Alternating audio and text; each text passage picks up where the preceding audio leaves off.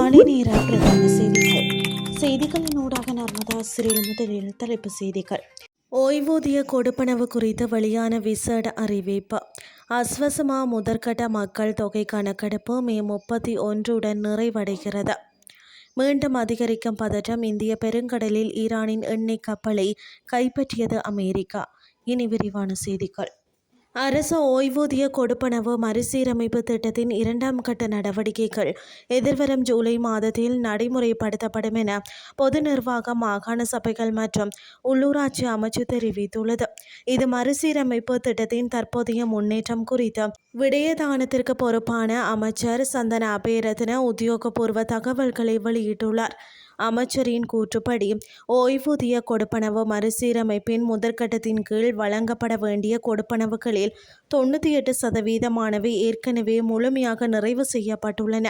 ஓய்வூதிய திணைக்களத்தின் உத்தியோகபூர்வ தரவு கட்டமைப்பில் மொத்தம் 4,63,000 ஓய்வூதியதாரர்கள் பதிவு செய்யப்பட்டுள்ளனர். அவர்களில் 4,29,000 பயனாளிகளுக்கான கொடுப்பனவுகள் தடையின்றி வழங்கப்பட்டு தீர்க்கப்பட்டுள்ளன. அத்துடன் இலங்கையில் ஒவ்வொரு மாதமும் சராசரியாக 2,500 புதிய ஓய்வூதிய பயனாளிகள் இக்கட்டமைப்பில் புதிதாக இணைக்கப்பட்டு வருவதாகவும் அமைச்சர் சுட்டிக்காட்டியுள்ளார். ஓய்வூதிய கொடுப்பனவுகளை விநியோகிக்கும் செயல்முறையை மேலும் விரைவுபடுத்துவதற்காக பிரதேச செயலக மட்டத்தில் தற்போது இணைய வழி கட்டமைப்பு ஒன்று வெற்றிகரமாக இயக்கப்பட்டு வருகிறது.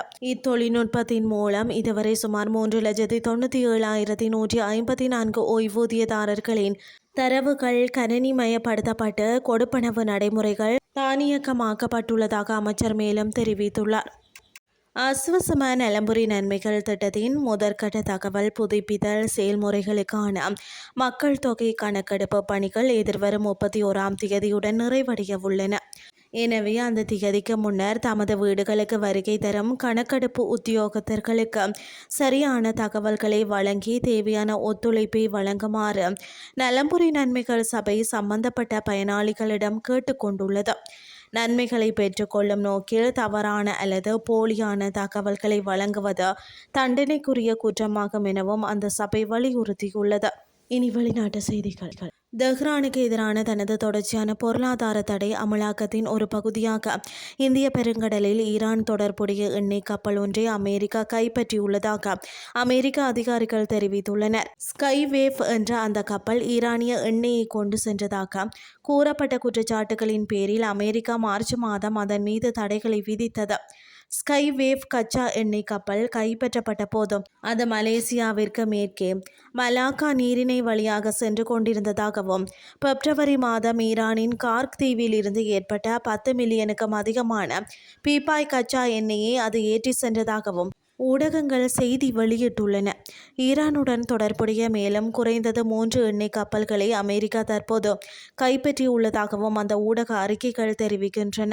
ஈரானிய கச்சா எண்ணெயை வாங்கும் சீன சுத்திகரிப்பு ஆலைகளுக்கு எதிரான நடவடிக்கைகள் உட்பட ஈரானின் எண்ணெய் வர்த்தக வலையமைப்பு மீது அமெரிக்கா தனது விரிவான பொருளாதார தடைகளை தொடர்ந்து விதித்து வரும் வேளையில் இந்த கைப்பற்றல் நிகழ்ந்துள்ளது. இந்த எண்ணெய் கப்பல் கைப்பற்றல் குறித்து பென்டகன் உடனடியாக கருத்து தெரிவிக்கவில்லை. இத்துடன் செய்திகள் யாவும் நிறைவடைகின்றது. அடுத்த இரவு 8:30 எதிர்பாருங்கள். நன்றி.